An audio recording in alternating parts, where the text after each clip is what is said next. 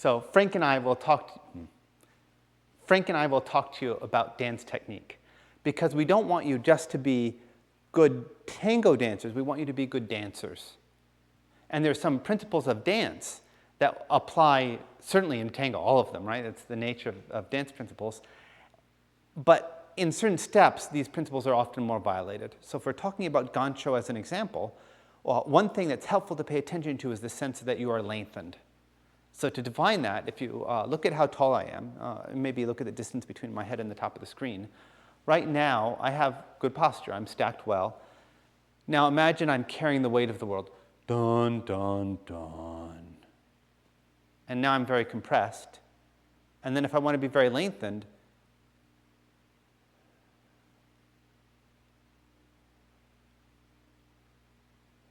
and so this, maybe I grew 1/4 of an inch, but the dynamic in the body is very big, a very big difference.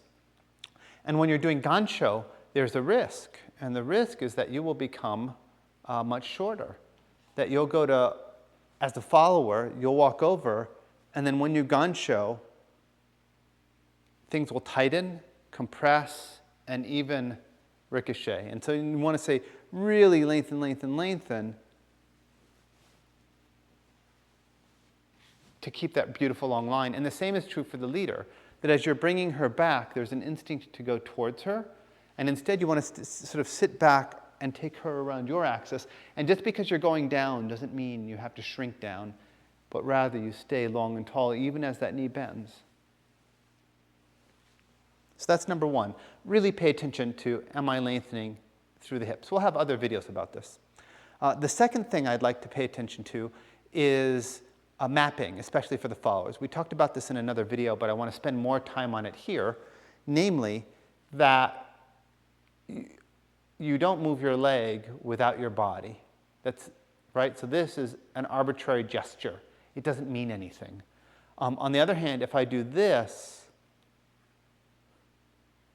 then you see that my center of gravity is moving that leg, and my center of gravity is moving that leg. And so you want to really work, what does it mean for that leg to move out with my center of gravity and then back with my center of gravity? And this idea of having the body relate to itself, that you don't say, oh, I'm going to open my arm, where your arm is cut off from your body. You say, oh, my arm is part of my body, and that it opens because of the way the body moves organically. And the same is true of the leg. The arm is not a separate thing. The leg is not a separate thing. And so one of the things that's very dangerous in tango is there's a lot of drilling which is done separately. They say, stick out your leg. So for example, here's a very bad way to walk. Extend the leg, step back, collect, right? Because that breaks it into pieces. And instead you want to say, well, the leg extends because I'm going back and my body's moving, and it collects because my body's moving through space, right? So this is about mapping as well. Really big idea, but once again, it will make you both a profoundly better tango dancer, but also a better dancer.